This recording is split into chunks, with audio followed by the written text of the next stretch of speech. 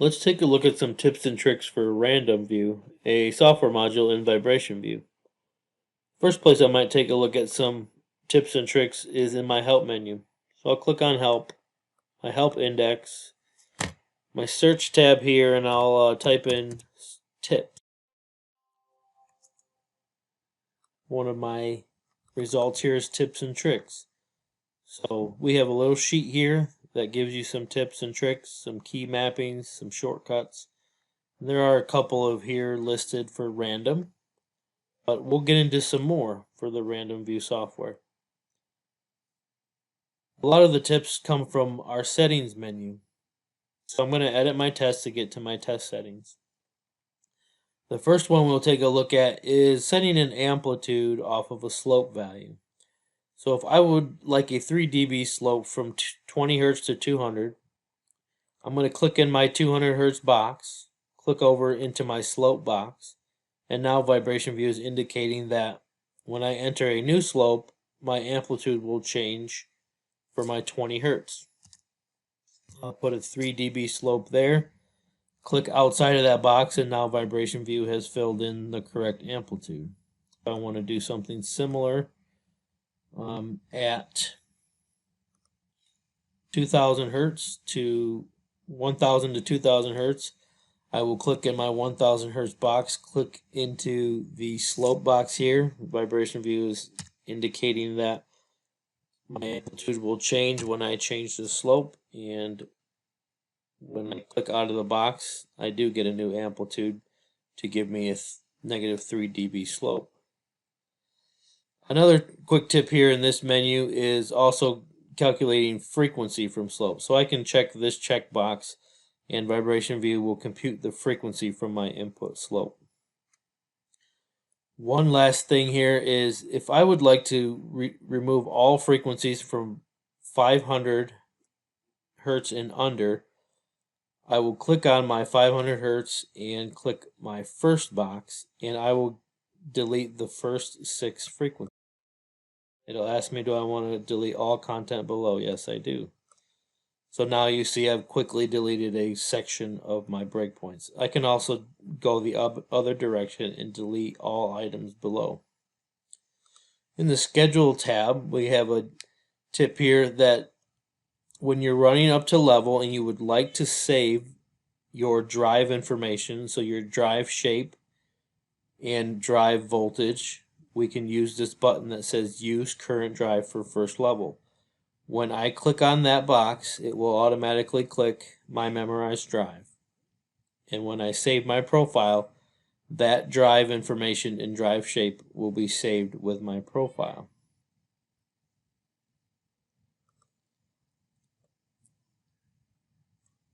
Parameters tab. A lot of times I get the question, well, how fast will my test update? Well, what we can do here is play around with lines of resolution and maybe leave the sample rate auto. So according to this combination here, I will get a frequency resolution for control of 1/4 of a hertz, so 0.25 hertz. We will have a line for control, and the graph and the drive will update every 1 second. As I change my lines from 8000 down to 1000, I now get a lower resolution, 2 hertz, but my drive updates every 250 milliseconds.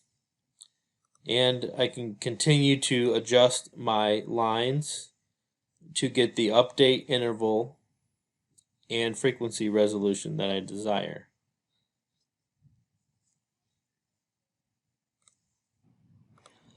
The next tip here we'll take a look at is in our data tab. So if I would like to save a .text, .csv, or .matlab file with every file save, I'll simply click in my box here that says data file name, and then I'll put a .csv. When I add this .csv to my data file name, VibrationVIEW will automatically always save a .csv data file.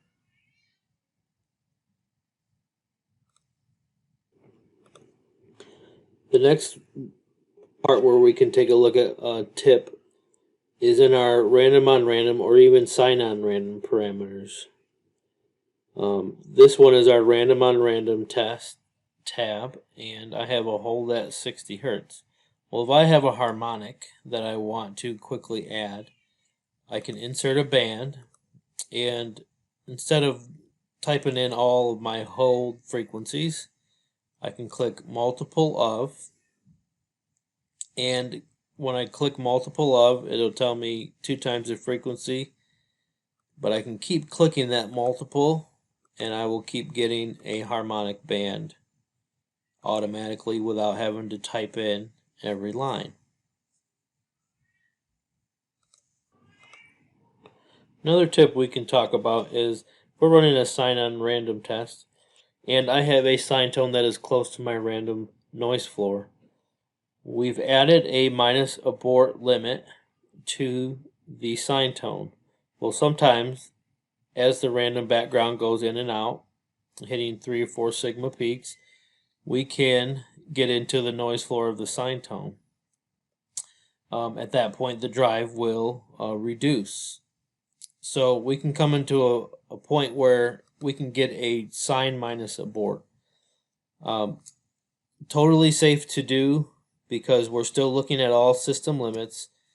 I can try to incrementally boost up this 9 dB abort. So I might do something like jump to 25 dB.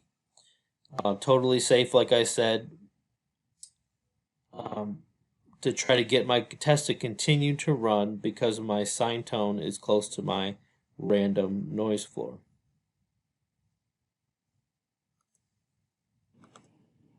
Another common one that we run across that is overlooked is the paste from clipboard.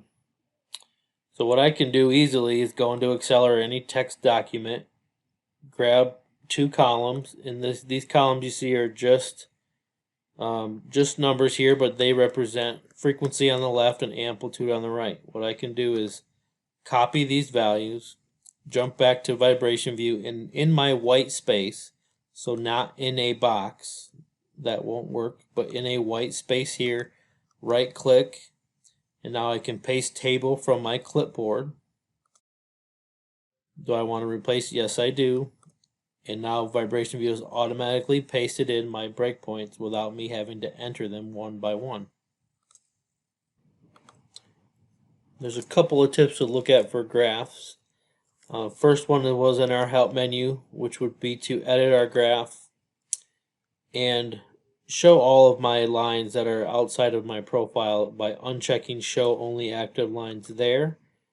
And if I want to see my drive out of band lines, uncheck the box there, hit OK, and now auto scale my graph. And now I can see any energy that is outside of the bandwidth of my test.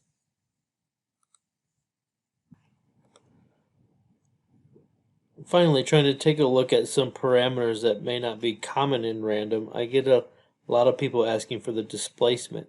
So under my view menu, we have report parameters. This lists all the possible report parameters for random. So I'm going to search for displacement.